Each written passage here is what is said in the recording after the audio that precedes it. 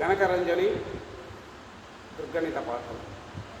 ఈరోజు episode 2, video 2వది. దృగ్గణితం అనగా ప్రత్యక్షమునకు సరిపోయేది. మన గణితాల్లో 2 విధాలు ఉన్నాయి, పూర్వ పద్ధతి, దృక్పద్ధతి అని. దృగ్గణితం ప్రత్యక్షమునకు. దీనికి ఆధారం ఏమవుతుంది అంటే తద్గతి వశాన్నిత్యం యథా దృక్కుల్యతాం గ్రహాః అని సూర్య సిద్ధాంతంలో స్పష్టాధికారంలో 14వ శ్లోకంలో ఈ విధం ఉంది. అంటే ఆయా కాలమానాలు తగినట్లుగా, ఆయా కాల సమయాలకు తగినట్లుగా స్పష్టగ్రహాలు రావాలి అంటే దృక్తుల్యతాం గ్రహాః అన్నారు. దృక్తుల్యమైనటువంటి గ్రహాలని తీసుకోమని చెప్పారు. ఇప్పుడు దృగ్గణితము అనగా ఏం నేర్పడిందో అది పాశ్చాత్యము అని అంటున్నారు. అది తప్పు. ఎందుకంటే ఎపిమెరీస్ అది ఇంగ్లీషు, తెలుగులో అయితే పథకాలు అంటాం. అదే సంస్కృతంలో చెప్పాలంటే కోష్టకాలు. ఇంగ్లీష్లోకి వచ్చేకొద్ది అంటే ఆంగ్లమానంలోకి వచ్చేకొద్ది ఏమవుతున్నది, ఆంగ్లంలో చెప్పాలంటే దాన్ని ఎపిమెరీస్ అంటున్నారు. ఇది ఒక అపవాదు గోపారు దృగ్గణితం అని. అయితే ఈ భారత కాలమానం ప్రకారము చేసే రాష్ట్రీయ పంచాంగం ఏదైతే ఉన్నదో అది గ్రీనిచ్. ఆ గ్రీనిచ్కు 0 రేఖాంశంగా తీసుకోబడింది అన్నమాట. దాన్ని సమయం ప్రకారము సరి చేసుకునే కొద్దీ అక్కడ ఇచ్చినటువంటి ఎపిమెరీస్లోని స్పష్ట గ్రహాలను తీసుకొని, రవిచంద్రులను మిగతా గ్రహాలను తీసుకొని సాధన చేసే కొద్దీ 5 గంటల 30 నిమిషాలు ధనం అంటే ప్లస్ కలుపుకోవాల్సి వస్తుంది.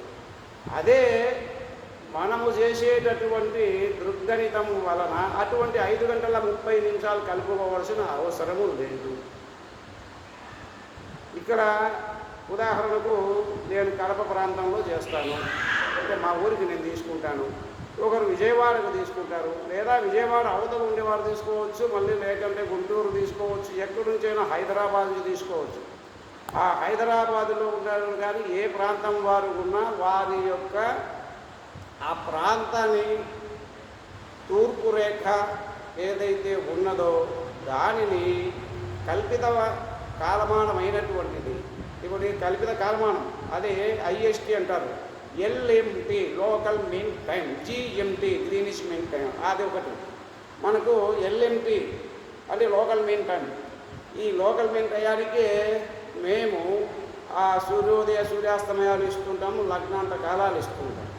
ఆ తర్వాత మిగతా ప్రాంతాలు ఏవైతే ఉన్నాయో ఆ ప్రాంతాలకు ఏం చేస్తున్నామో దేశాంతర సంస్కారం.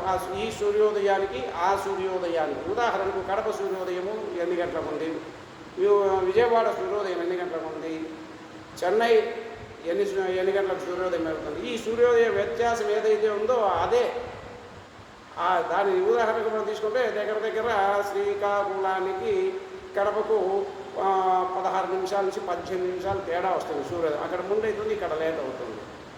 కాబట్టి అక్కడ ప్రాంతానికి ఇక్కడి ప్రాంతానికి సమయ సంస్కారం అనేటటువంటి దాంతో మనము దేశాంతర సంస్కారాన్ని పట్టికలో ఇస్తూ ఉంటుంది. ఇక్కడ నుంచి ఇక్కడికి ప్లస్ మైనస్, ధనమా రుణమా కలుపుకోవాలా తీసివేయాలన్నా అని చెప్పేసి పట్టిక ఇస్తూ ఉంటారు. అలాగే ఈ పాశ్చాత్య విధానం అనేది తప్పు. సూర్య సిద్ధాంతంలోనే చెప్పబడి ఉన్నటువంటి యొక్క ప్రామాణికమైనటువంటిది. అందుకు దృగ్గణితం. ఈ దృగ్గణితం అనేటటువంటిది వేద ద్వారా ప్రత్యక్షంగా వేద ద్వారా సాధింపబడాలి.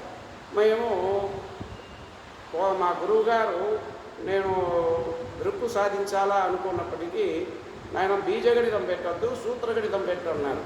మేము సూత్రంతో ప్రకారమే సూత్రగణితాన్ని పెట్టాను. ఒక 30 ఏళ్ళకు పూర్వం, 33 ఏళ్ళకు పూర్వము 90లో మొదలుపెట్టి 91లో మొదలుపెట్టాను. అక్కడ నుంచి చేసుకుంటూ వస్తున్నాను. 1991లో ముగించాను. ఇలా చేసుకుంటూ వచ్చేటప్పటికి సుమారుగా సమయం పట్టింది. ఆ కాలంలో ఇప్పుడు ఉన్నంత టెక్నాలజీ సాంకేతికత ఇప్పుడు లేదు. అప్పుడు ఒక అట్లాస్ తెచ్చుకోవాలన్నా కూడా తెలుగులో ఉండేది దొరకాలన్నా, గ్లోబ్ దొరకాలన్నా 1 నెల పట్టేది. అక్కడెక్కడో ఆర్డర్ పెట్టాలి, అక్కడి నుంచి ఇక్కడ రావాలి, ఇక్కడ నుంచి ఇక్కడ రావాలి. ఇప్పుడు అలా లేదు. కాబట్టి ఈ దృక్కు అనేది ఎలా వస్తుంది అంటే మీరు ఇప్పుడు చెప్పాను కదా, భారత కాలమాన రేఖ 82.30 ఉంది అని, అంటే 82.30 డిగ్రీస్లో ఉంది అని. దానికి అవతల ఉన్నారు వాళ్ళు ఎవరైనా ఉన్నారు అంటే కనుక దానికి పైన ఉన్నట్టు శ్రీకాకుళం, ఇచ్చాపురం ఇక్కడ ఉండే వాళ్ళంతా కూడా వాళ్ళ ప్రాంతం యొక్క రేఖాంశం తీసుకోవాలి. ఇటు ఉండేవారు ఇక్కడ రేఖాంశం తీసుకొని దాని ద్వారా దేశాంతర సంస్కారం చేసుకొని వచ్చేదాని వల్ల దృగ్గణితం అని వస్తుంది. ఈరోజు విఘ్నం కలగరాదనే ఉద్దేశం చేత ఈ వీడియో చేస్తున్నాను. రేపు నుంచి బ్లాక్ బోర్డు పైన ఎలాగైతే ముందు ఒక 2 నెలల క్రితం చెప్పాను, ఇప్పుడు కూడా రేపటి నుంచి ఒక బోర్డు పైన గణితం చేసి అది వివరిస్తూ అందరికీ తెలియజేయడం ఉంటుంది. నమస్కారాలు. జై సనాతన ధర్మ. మీ ఇంద్రకంటి ప్రసాద్ శర్మ సిద్ధాంతి.